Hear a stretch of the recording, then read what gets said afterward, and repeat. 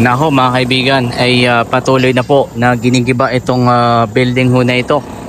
Barangay 313 Zone 31. And ito nga po yung sinabi ni Mayor Isko Moreno na gagawa-gawa kayo ng gagawa-gawa kayo ng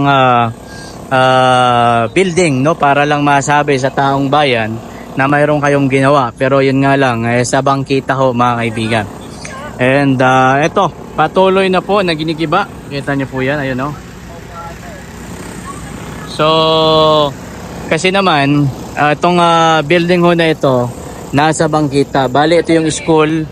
Ayan, so, yun yung ano, yun yung doon sa dulo. Yun yung, actually, meron yan dito, meron yan dito daanan. Kaso doon dumadaan yung mga bata, yung mga estudyante. School po kasi yan, kabayan. And pansinin po ninyo. Pagdating po dito, naharangan na po yung school. Ayan. Kaya galit na galit dito si Mayor Isko Moreno dahil nga po sa naharangan yung school, no? And bukod sa higit sa lahat, mga kaibigan, ay bangkita. Ito kasi yun, katulad niya, no? Bangkita. Yun, bangkita. Ayan. So dapat daanan ng mga tao yan. So hindi na ho nakakadaan sapagkat yun nga, nahaharangan na po yung bangkita. So papakita ko sa inyo yung yung gaano lang ho yan kalaki, mga kababayan. So papakita ko sa inyo, ha. Wait lang, standby lang kayo dyan. Papakita ko sa inyo kung gaano lang yan kalaki, yung kanyang sukat ho ng laki. Ayan mga kababayan. So bali fourth floor, yan, nasa fourth floor ho yan. And tingnan po ninyo, eto. So bali yan yung yan yung buka niya. And siguro po mga around 2 meters lang po ito, mga kaibigan. And kung itataas po natin, yan, ito yung school. Ito yung school Yan. So kumbaga, naharangan yung mga estudyante, no, yung mga nandyan sa loob po ng school, naharangan dahil nga yung building. Tingnan po ninyo, kabayan. Talagang no, talagang ang liit lang no. Sipin po ninyo yan, 2 meters lang po ang laki po nito, kaibigan. Mga 2 meters nga lang po talaga. Siyempre, gaya ng sinabi ko, ito yung daanan ng mga bata. Ito yung bangkita Ngayon, kapag sila po tapos na po ang kanilang mga school, so dito po sila mag-i-exit. So pag-exit po nila dito, pakita ko lang sa inyo yung sitwasyon Pag-exit po nila dito, ganyan. So siyempre, pagdating nila dito, mga kaibigan, yan. So paano ka nga naman makakadaan dyan? Dahil nga mayroong building. Tsaka syempre mag-i-exit ka dito. Pupunta ka dito.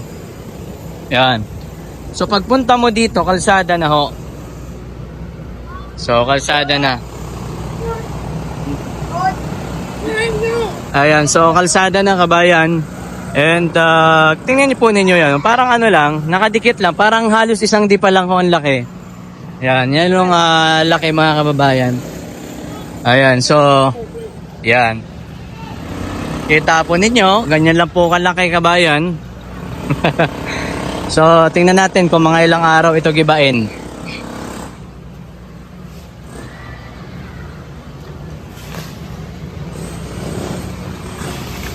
Ayan, tingnan natin kung ilang araw, balikan natin to bukas, kabayan.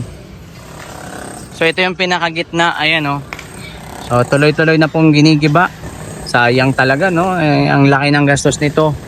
And higit sa lahat, kabayan, and people's money ito. So napakalungkot to isipin na people's money. Tapos ayun lang, napunta lang ho sa wala, no? Talagang napunta lang sa parang lumipad lang sa hangin, kabayan. Ayan. Parang lang, lumipad lang sa hangin yung pera ng taong bayan dahil nga naman sa mali ang pagkagawa. Nandyan ho sa bangkita. Tuloy-tuloy po ang pagsasayos. And ano po bang inyong mga komento tungkol po dito? And ayan po sa ating pagtatanong under the Congressman Joel Chua daw di umano ito, kabayan. So excuse me. Ayan.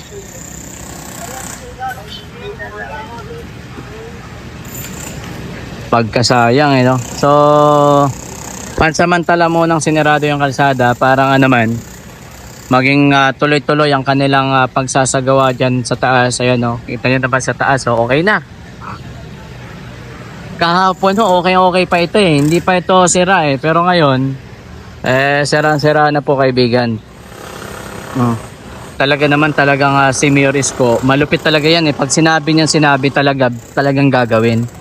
So isa ito sa mga sinabi niya na gagawa-gawa kayo ng building dyan sa school, harap mismo na school at saka sa may kalsada, sa sidewalk na kung saan ay daanan ng mga tao. Ayan, di ba? Daanan ng mga kababayan natin. Ang ganda eh, no? Baka ganda talaga ba? Sayang. Kung usapang sayang, higit talaga sobrang sayang kabayan. Dahil isipin niyo po yan, no?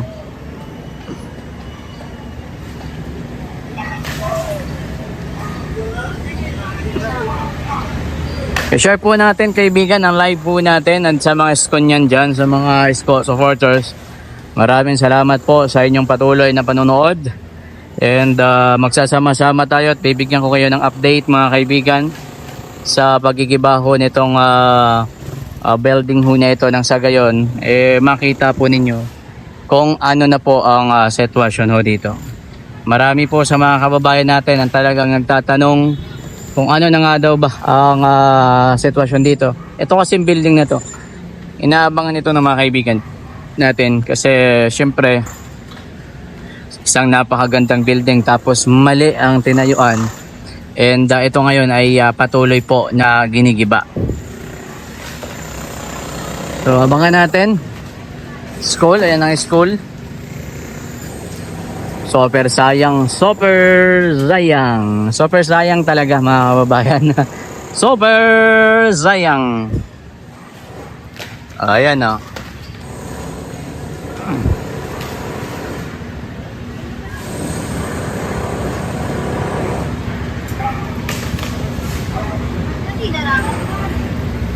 Nga, ba't tinarangan o?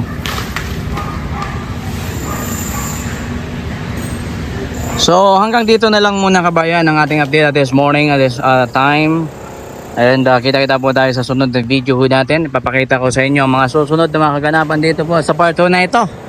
Bukas siguro baka na ito, baba na ito or bagsak na ito kabayan. So abangan po ninyo. Babalik ako dito bukas.